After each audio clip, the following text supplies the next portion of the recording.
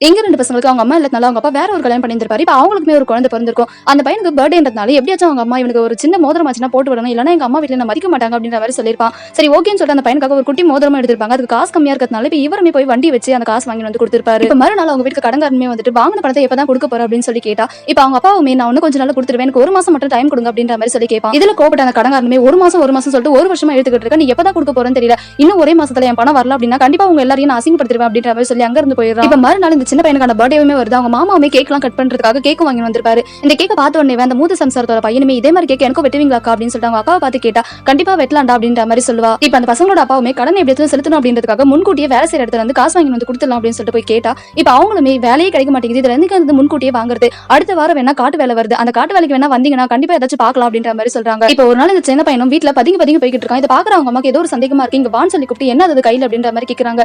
இப்ப அவனுமே ஒண்ணும் இல்ல அப்படின்ற மாதிரி சொன்னா கூட கையை நீட்டு அப்படின்னு பார்த்தா அதுல காசு இருக்குது. நீ வீட்டுல சொந்த வீட்லயே திருடுறியா அப்படின்னு சொல்லிட்டு இப்பவே திருட கத்துக்கியா அப்படின்ற மாதிரி அந்த பையனை போட்டு அடிக்க, இப்ப அவங்க அப்பா கொஞ்சம் கூட அறிவே இல்லையா, அவன் சின்ன பையன் அவனை போட்டு அடிச்சுக்கிட்டு இருக்கியே, சொன்னா திருந்திக்க போறான் அப்படின்ற மாதிரி சொல்ல, என்ன பிள்ளையை வளர்த்து வச்சிருக்க, போய் ஒரு திருட்டு பிள்ளையை வளர்த்து வச்சிருக்க அப்படின்ற மாதிரி அவங்க அம்மாவுமே அடிச்சுட்டு போயிடுறாங்க. இப்ப மறுநாள் காட்டு வேலைக்கு போறதுக்காக 2 பேருமே அங்க இருந்து கிளம்புறாங்க. அந்த பசங்க கிட்டயுமே ரொம்ப சேஃபா இருக்கணும், எங்கேயுமே போக கூடாது அப்படின்ற மாதிரி அவங்க அப்பாவுமே சொல்லிட்டு நாங்க 2 பேருமே சீக்கிரமா வந்துடுறோம் அப்படின்ற மாதிரி சொல்லிட்டு கிளம்புறாங்க.